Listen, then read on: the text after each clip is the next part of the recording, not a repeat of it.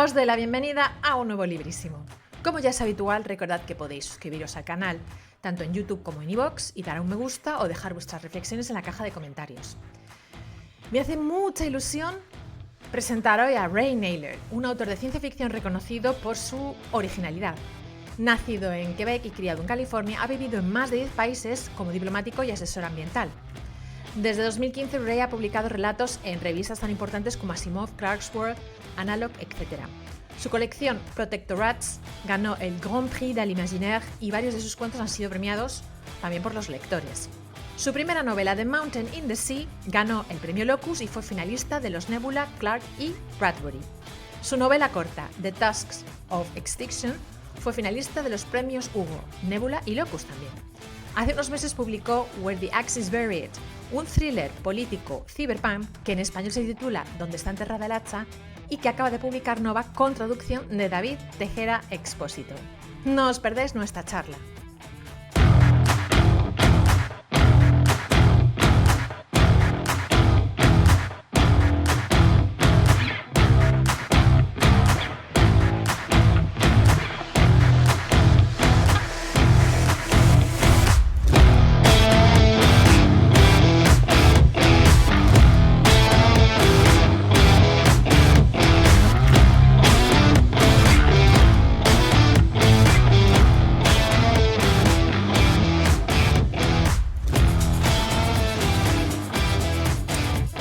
And here we are in another Librisimo. This time I'm very excited because we have Ray Nayler with us. Hello, Ray.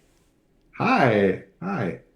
It's so good to see you, and I wanted to thank you for making the time to be here in Librisimo, because the excuse, well, there's always an excuse in this time.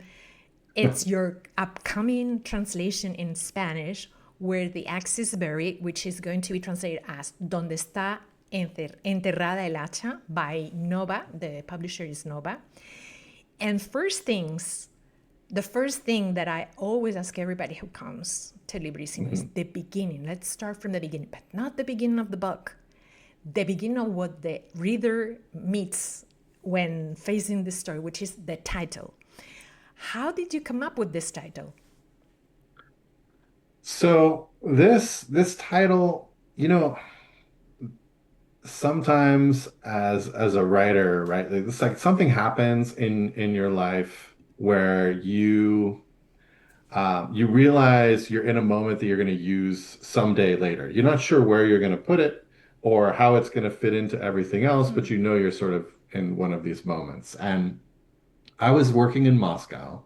I think it was 2005. I had just come back from the Peace Corps in Turkmenistan, and so I moved to Moscow. I was working as a recruiter for an exchange program, and we had this colleague who was like, and this maybe only makes sense to Russians and people who know Russians well. He was like a really Russian guy, and he was really brilliant, like he played guitar well, he sang, he was like very intellectual, he was he was just a really great person. And when he spoke in English, he had this amazing like Russian accent, like a really thick, like nice one, And I was talking to him about something, and I said, oh, well, my friends were having a conflict, but they buried the hatchet.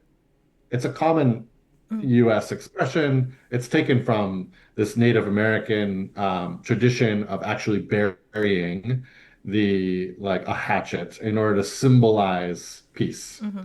And he said, well, what does that mean? And I had to kind of explain this tradition and how Americans have sort of taken over this like expression. And he looked at me and he said, but Ray, no one forgets where the hatchet is buried. It's great. And you mentioned the story in the book. Yes. Yes. And I thought, first of all, that's like one of the most Russian things to say. And it says everything about national mentalities, right? Like Americans would be like, okay, let's bury the hatchet. Russians would immediately think, like, I know where that is. Yeah. Like in case I need to dig it up again. Right? So it comes from this one. Yeah. So that's that kind of was the, I mean, I knew that I was going to put that somewhere. And and when I started this book, that just seemed to be like a natural fit. And at some point, like we looked around and we thought, is this the right title? Should we find another one, et cetera. But it just seemed to fit. Hmm. Yeah. You already spoke a little bit in your answer about something I was going to ask you next, which was if you remember when and where were you when you had the idea for this book. You kind of like Mm. started it somehow it started with the title that it came and you knew you were going to use it, maybe not immediately for this, but the title was already there. And then we are going to talk about the themes and what is this book about without giving a lot of spoilers, not spoilers, Mm. but I wanted to know if you kind of remember where were you and where when you had the idea for this one. So yeah, it's so hard to trace back, right? Because unlike with short stories, like short stories are quite often for me, I wouldn't say they're one idea. They're more like two or three ideas Mm-hmm. that kind of end up getting spliced together Mm-hmm. into one thing. Because one idea is never enough. Like one idea is always sort of insufficient for a story. You need to really have a linkage. But novels are like 40 ideas Mm-hmm. all getting meshed together and wound together in this really complicated way. I think for me, what it started with was, I grew up watching movies, and as I write, I find I'm more influenced by film than anything else, and I'm a very cinematic thinker. Mm-hmm. And so I often think in these like scenes, and I write in scenes like that are much like movie scenes. I'm quite aware of this. Mm-hmm. And for me, I imagine those things very visually. And the image I had was of a woman seeing someone walking toward her with a forest in the background and being able to see through her, Mm-hmm. but also see her because she had one eye replaced with an electronic eye, Mm-hmm. and the woman was masked to the electronic eye. So she sort of had this double vision, Mm-hmm. this physical human vision, and this electronic vision, which was being fooled by this device that the woman was using. Mm-hmm. So that it kind of created this ghost, right? And that was just a very startling kind of image. And from that, I think unfolded this first scene of where the axe is buried, where we have Zoya in the forest and she's being approached by this Mm-hmm. revolutionary. And and then the other thing was sometimes I have like an idea. Quite often in science fiction, my idea is like I want to literalize or I want to reference something Mm-hmm. in a way that is like more concrete. And so the thing I wanted to reference in the first scene was the Tin Man, Okay. right? Yeah. And so I had this image of this robot chopping wood, right? Mm-hmm. And what that would, you know, what that would mean and what kind of emerges out of that. And one of the things that my friends who work in robotics struggle with is like robotics is incredibly difficult, right? Robots are really bad at moving like humans, and things that we think of as being quite simple Mm-hmm. are actually extremely difficult for machines Mm-hmm. uh, to do. But what I was thinking, what does it mean when robots really can do exactly what humans do? And so that first scene is kind of an unfolding of those two ideas, that image that I had, and then that the Tin Man from the Wizard of Oz, but Mm-hmm. made into this very literal kind of figure, right? Mm-hmm. That's actually interesting because you start the book with this setting that it's somehow familiar, but it's also you immediately, even though you recognize many things, but you know that it could be our world, but things are different, slightly different, Mhm. and Mhm. even though they're new, those new things appear very, very, I would say, early, and they continue throughout the story. It's somehow familiar because some of them are already, we can almost touch them in our world and our reality. Mhm. There's Mhm. right now artificial intelligence and other Yeah. tech advances that are becoming part of our everyday life and not Yeah. something that it's just confined into a lab. Hmm. And uh, one of the things I really love about science fiction is how political it is. Hmm. Some people think no, no, or not all science fiction is political. I think it's science fiction is one of the most political, if not the most political uh, genre out there, one of the Hmm. most, Hmm. because Yeah. it talks about really us, who we Yeah. are, who we aspire to be, and also in this particular story, there's a political setting that is very Hmm. interesting, and you can kind of like almost see some of the actual leaders being somehow portrayed or Hmm. maybe exaggerated in somehow, or maybe Hmm. not, maybe not, because Hmm. you know who we're talking about. But we have the Federation, we have the Union, and we have the Republic, and each of them have different systems.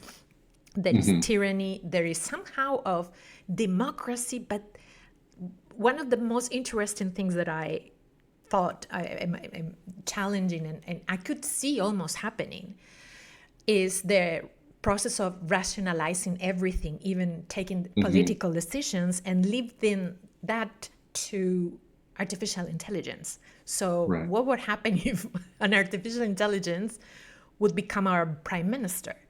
So, I Hmm. wanted to know what was your thinking to incorporate this into the book? What were you trying to achieve? I came across this great quote by Borges, where he says, "No hay obra que no sea de su tiempo." Uh-huh.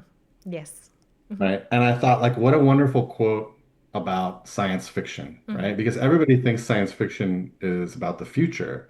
But I totally agree with you that science fiction is always focused on us and is very political and is always focused on our present moment in this way, where it's shining a mirror or a lens back at us from these kind of proposed futures or alternate pasts or alternate presents.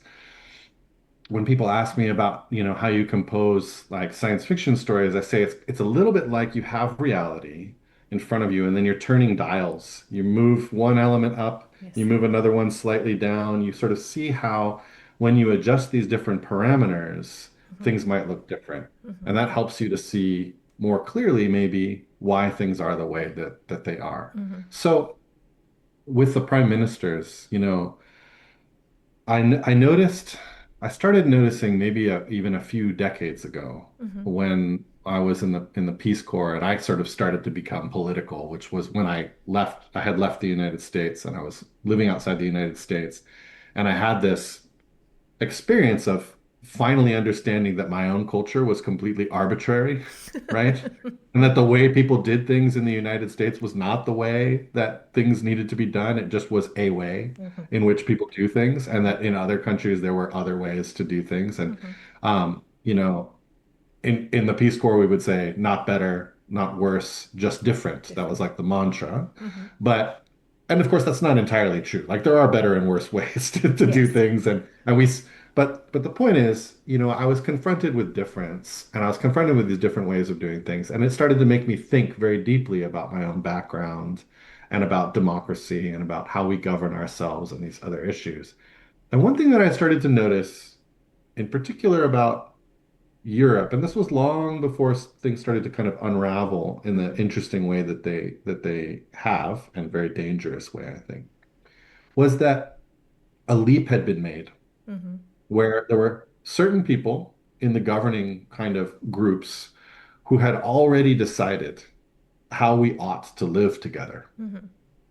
There were clear moral and ethical standards that we should live by, and there were clear, pathways forward into a better world in which we were more tolerant of one another, and et cetera, et cetera. But they had failed to convince a very large portion of the population that those things were in fact true.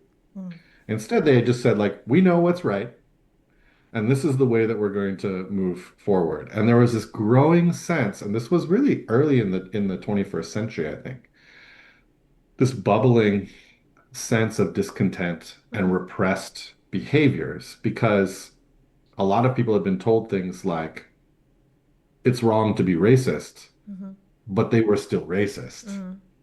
And the racism hadn't been dealt with, it hadn't been exposed, it hadn't been talked through, it hadn't been, looked at and analyzed and properly processed. Instead, a kind of lid had been put on things. And this was kind of the what I would call the technocratic style, right, of governance. And you could see that it was, I mean, I agreed with all of the ethical values virtually of the idea, but at the same time, you could see the seething under the surface beginning of these people who had never been allowed to lose the argument, right? And be convinced that there was a different way to look at the world than they had. Instead, they had just started to have this sense of being oppressed, right, in these societies by these new ideas. And and that got worse and worse. And I started to think, you know, the maybe part of the problem is we're just not talking enough. Like you can't just tell people this is the way that things are supposed to be. You have to have this continuous argument with them. You have to convince them. You have to pull these things out by the roots in this, open way that's just not happening. Like there's something wrong. We've skipped past all these parts of the process because we know where we ought to go and we're just impatient. We want to get there, so soon, but that we've left all these other people behind without, convincing them or showing them how to take part in that new world. And I thought, this is the problem, right? When AI appeared and people started saying, oh, we can use this to find new solutions to things, I started thinking, well, this is horrifying Yeah. because this will just accelerate the process of alienation. And it builds in all these biases, all of these things that we haven't worked through, all of these other, problems, and you're just going to create this pressure cooker, Yeah. right? That is ready to explode at any moment. And then when you combine this with surveillance technology and all of these other things, you get this really dark, set of possible futures. So that's sort of what I was exploring on that side. And then on the other side, I've lived in many authoritarian states. So I lived in Turkmenistan as a Peace Corps volunteer. I went from there to Moscow during the time when Putin was just rising up into, his real total power that he has now. I then went and lived in Kazakhstan, which was a dictatorship being run like a family business, basically, where as long as, you were a good employee, everything was fine. I lived in Tajikistan where an agreement to end a civil war was starting to slide into autocracy. And Rahmon had basically taken over all of the elements of the state and was consolidating family power. I lived in Azerbaijan where a son had inherited the presidency basically from his father. And I lived in Vietnam where a party, authoritarian state had been set up that was called communist, but really was just a corrupt capitalist state handing money to the powerful. So I saw all of these things. And I wanted to figure out a way to write a book that was about both of those oppressive systems and the collision of that without doing this thing that I hate, which is like this false equivalence, right? Where people are like, oh, things are bad in Russia, but it's exactly the same here. Yeah. And you're like, no, it is not the same. You are not in the same position as a Russian citizen, and hopefully you never will be. But there are things that are also problematic here. Like I want us to attack the problems that we have in our own societies without pretending that they're the same as problems that are far worse that other people have faced, right? And how do you do that? And also trying to apply the solution in one environment to another. Maybe it's not the right one. And Right. I think this is kind of very colonialistic, thinking that everything Yeah. that works in the Western world, it's going to work everywhere else. And Yeah. maybe not. Maybe you should, as you said, you should listen more. Mhm. I agree with you because I also moved around a lot and I seen a lot of different regimes and political systems. And I also think that apart from talking, we need to listen more. We don't listen enough.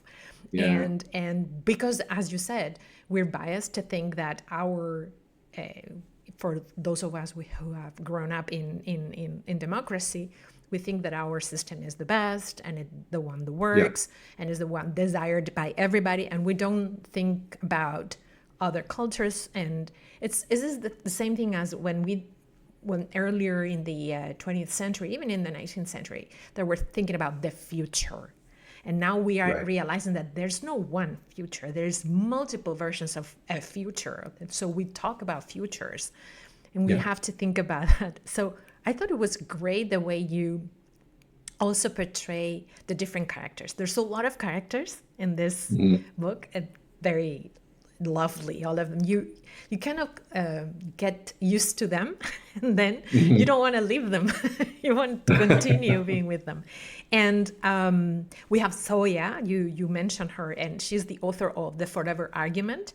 It's a book that it's held as the very inspiring for people who are oppressed. And then you have Nikolai, Lilia, you have Nerlin, you have Krotov. Mhm. So, it reminds me of your friend. But, Uh-huh. and I got sometimes the sense, of course, it's science fiction and there's a lot of novels, but I got the sense a little bit of those Jean Le Carré Mm. stories where you are seeing the antagonist maybe, but somehow you kind of like him at times and you realize Uh-huh. he's just a human being like you. And other Mhm. times it terrifies you. And Mhm. that's like Krotov, right?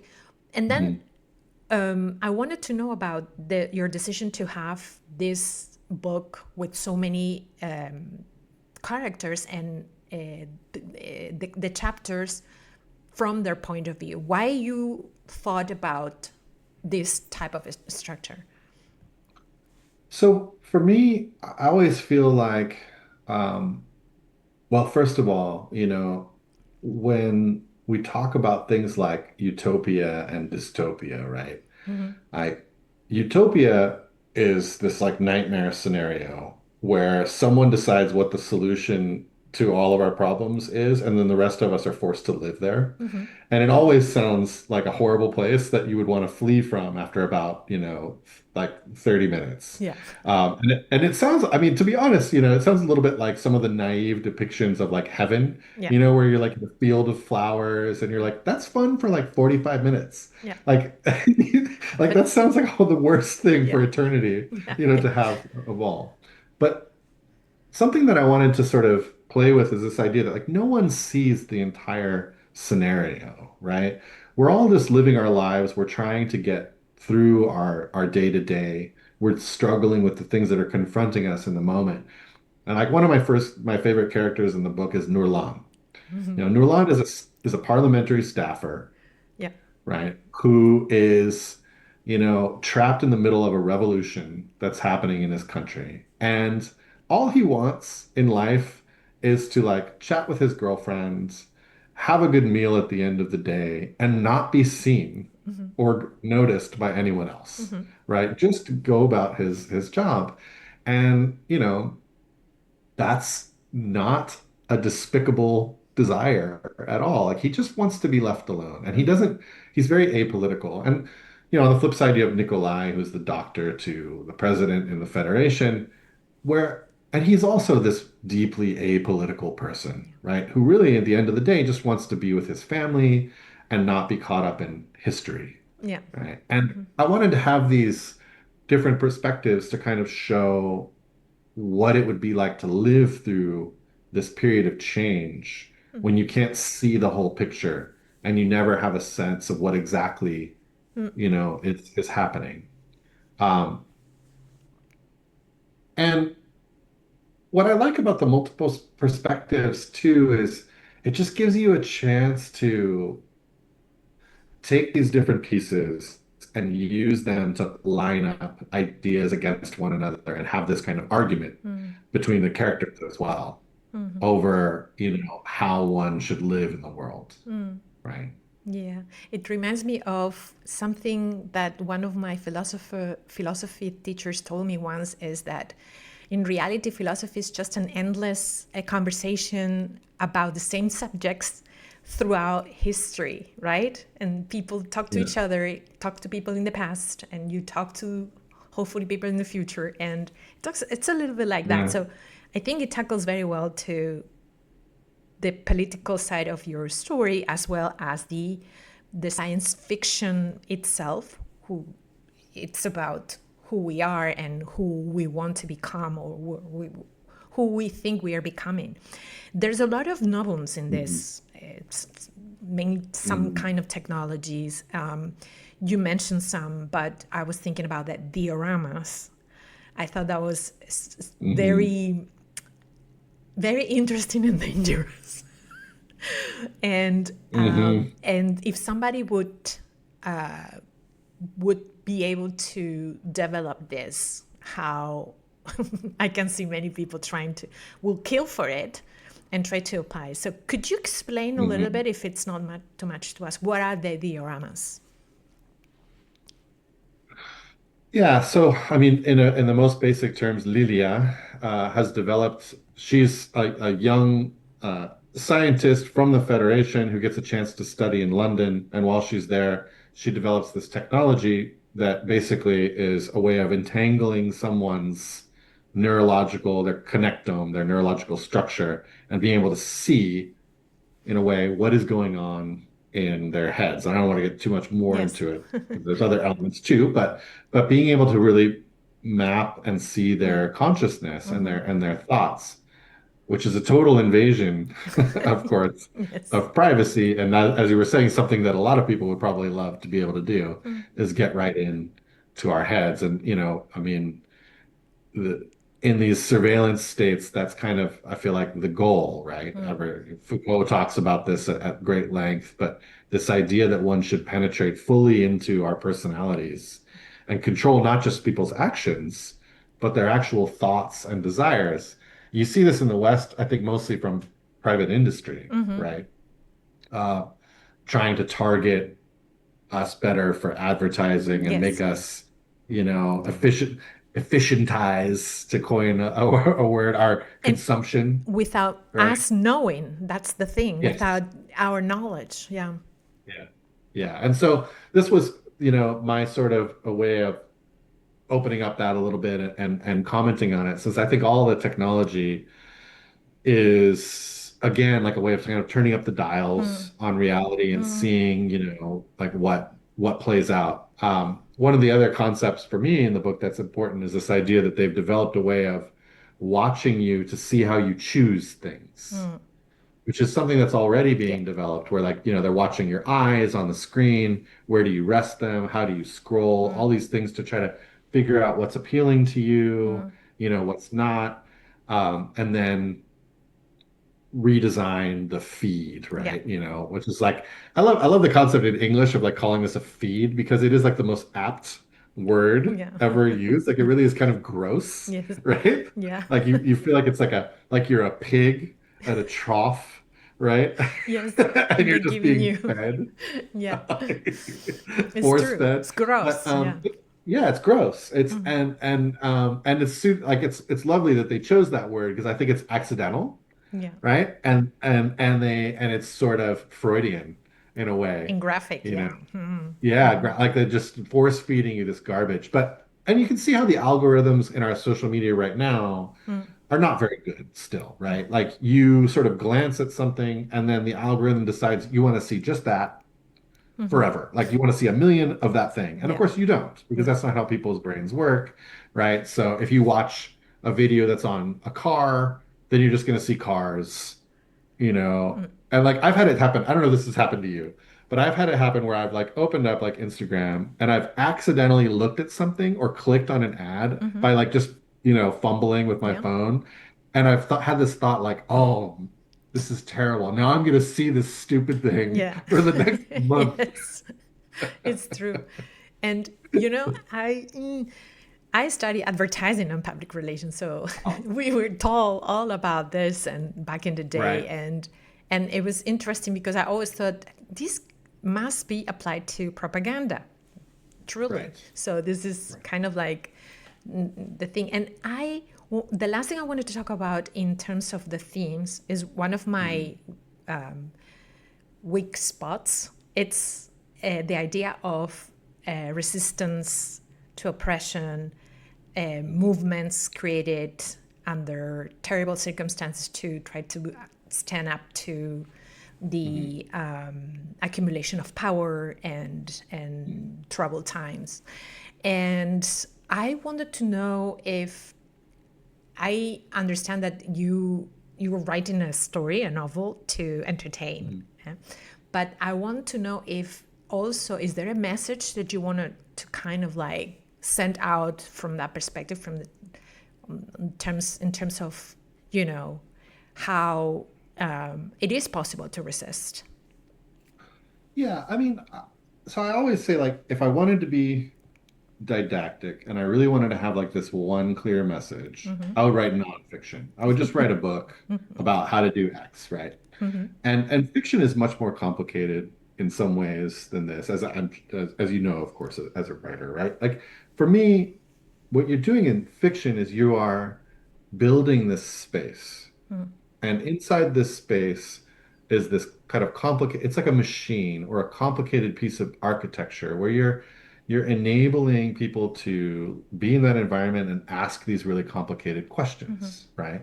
Not answer those questions necessarily, but ask them of themselves as they're reading the book. I think ideally they're thinking, well, how does this reflect on how I think about the world? Or is that really like a good idea? Do I agree with this character or that character? Do I agree with like what do I feel like the author's trying to say? I don't want any of that stuff to resolve into like this is a book about Yeah. how to, do this or this is what I think you ought to do as a person. But I do want it to like engage people in thought and get them to like be considering their own pathways, through life. Um, and I think maybe one of our saving graces as a species is that in life, and not just in human beings, there's an ingrained sense of dissatisfaction with the present moment. Like life is just itchy. It wants to like do something else. Yeah. Like wherever it is, it's dissatisfied. And you see it all around you. You see birds, dissatisfied with that, like the way things are. You see squirrels and even bacteria want to like move to another place where there's more sugar or get away from this. Like life is just built to be fundamentally striving for something different and trying to get something more and sort of move on from where it is into some other kind of position. Yeah. And that's why I think the whole idea of solutions is absurd, right? Because the whole problem with utopia is it would fall apart immediately because no one would agree to stay there for any moment. All they would want to do is leave. And the reason is this is something that, I rarely would make arguments about genetics and things like that because I hate these sort of men are from Mars, women are from Venus, like sort of pseudo-scientific arguments about this nonsense. Yeah. But I would say, I think dissatisfaction is built into all life genetically, and there's no escaping this itchy sense of wanting to be doing something slightly different than Yeah. what you're doing. And it's the reason you can sort of, I think there's a proof for it, like a good philosophical proof, which is like if you can imagine yourself as an early human on the savannah and you're hungry, right? And then you go and you find a tree, like a nice fruit tree, and the fruit's all nice and ripe, and you stuff yourself with fruit, and now you're not hungry anymore, and you're satisfied. Well, what would happen then if that was a permanent condition? Yeah. You would just die, right? Like you would be hungry, then you would satisfy your hunger, then you would sit under the tree and you would die because eventually you'd starve to death having Yeah. satisfied that sense of dissatisfaction. And I think that's the whole point is that the sense of dissatisfaction is built into us as a survival mechanism. Okay. And if we can harness that sense of dissatisfaction, if we can embrace dissatisfaction as an element of politics, right? If we can understand that, like, we're always going to be clashing in our ideas, and that clashing in our ideas is good and fruitful. And, we should develop this ability to have passionate arguments and care about one another and care about our differences and work through them and not walk away from each other, but instead just come together in this Yeah. uncomfortable sort of, arguments without it being destructive. That would be for me, that's a perfect world. Like a perfect world is this dinner table full of people with different opinions about things, going at it, Yeah. in a very passionate and open way, and then hugging and being happy and supportive of one another and washing the dishes together afterwards. It's a good way to put it. I really like that. Yeah, it's true. And instead of just fighting constantly and try, I also think that we always try to convince the others of Uh-huh. our point of view, and I think that's so wrong. That Yeah. again, you don't even wait to listen the other, and so what you propose over food, I think it always works. Yeah, I love that. And I love that about being a writer is this part of being a writer for me is this big opportunity to listen, right? And to really take in these external elements and try to do something Yeah. with them. And I think a big part of the creative act for me is listening to other people. Someone said when I was in university, and I've completely forgotten even the source of this, but which is too bad. But one of my professors said, Hemingway is wonderful and very interesting to read, but there's some point at which when you're reading Hemingway, it gets incredibly monotonous. Okay. And he said the problem is that Hemingway always talked Yeah. and he didn't listen. And John Dos Passos, on the other hand, always listened. Yeah.